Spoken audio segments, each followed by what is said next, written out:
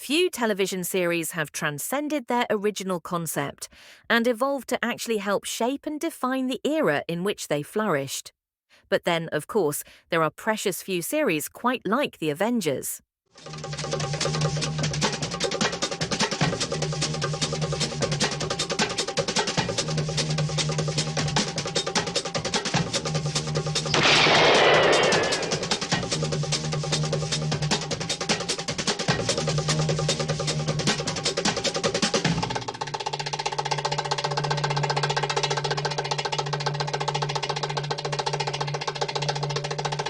The series was originally launched in January 1961 as a standard tough crime drama following the exploits of crusading young Dr. David Keel, played by Ian Hendry. When Keel's fiancée is murdered by a drugs gang, he turns to British intelligence for help in avenging her death. And that help comes in the form of the mysterious John Steed, played by Patrick Macnee. Hendry quit the series at the end of the first season, and with his departure, Macnee's shadowy secret agent was promoted to centre stage. With the arrival of Honor Blackman as the beautiful and resourceful anthropologist Cathy Gale, the Avengers slowly began to transform into the unique televisual cocktail of wit, style, and extravagance, which was destined to hold generations of followers spellbound and, almost inadvertently, become an elegant byword for a socially awakening decade. Although the arrival of Blackman's leather-clad emancipated female foil to Macnee's urbane agent heralded an entirely new type of positive assertiveness for women on the world's TV screens, it was in actuality Blackman's decision to leave the series for the featured role of pilot Pussy Galore in the second Bond film, Goldfinger, which would act as the catalyst that would ultimately propel the Avengers into its true golden age. But not before the slightest of creative stalls. The casting of blonde, statuesque, classically trained actress Elizabeth Shepard as Blackman's replacement was deemed to be a mutually unwise move by both production staff and the actress herself, and when Shepard bowed out following the filming of just 1.5 episodes, the race was on to find a suitable replacement. That replacement walked into a casting session in the form of 25-year-old Diana Rigg, and with her arrival, a genuine television phenomenon hit 60s television screens with all the impact of a high-velocity bullet. Macnee and Rigg's chemistry was wry, witty, sexually charged, and immediate.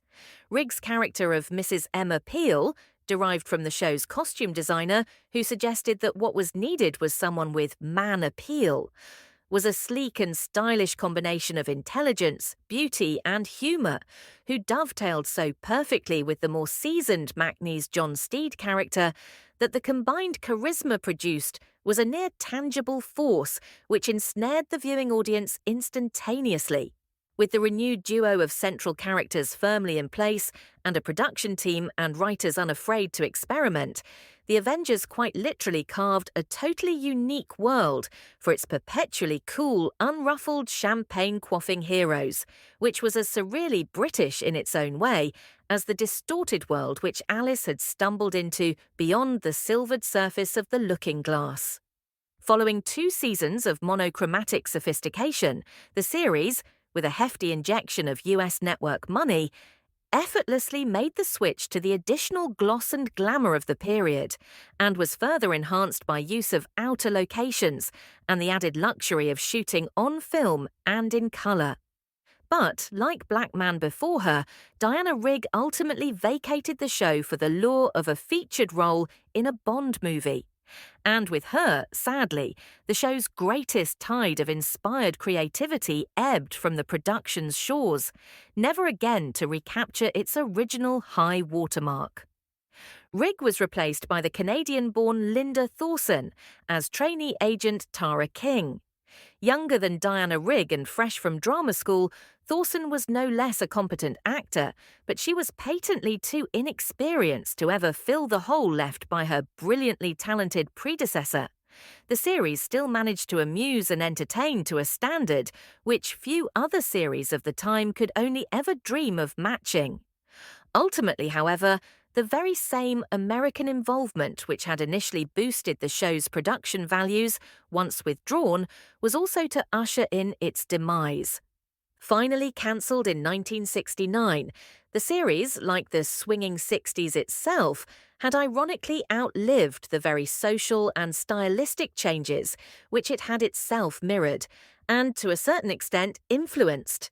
6 years later, writer-producer Brian Clemens would attempt a resurrection of his greatest triumph in the form of the comparatively disappointing New Avengers.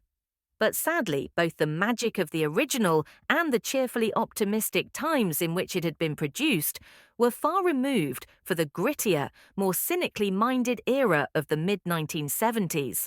And the New Avengers vanished from the nation's screens with more of a whimper than a bang. A later Hollywood blockbuster movie based on the series only served to underline the fact that, stripped of the magical interplay of Rigg and Macnee, and the energy-charged, brightly optimistic mood of the decade which it originally sprang from, The Avengers is truly a child of its time. A heady mixture of death at bargain prices and silken smooth wit and sophistication. The Avengers might well be no longer with us as an ongoing series, but as long as viewers demand the very quintessence of adventure of the very highest order, then Steed and Mrs. Peel will continue to be needed.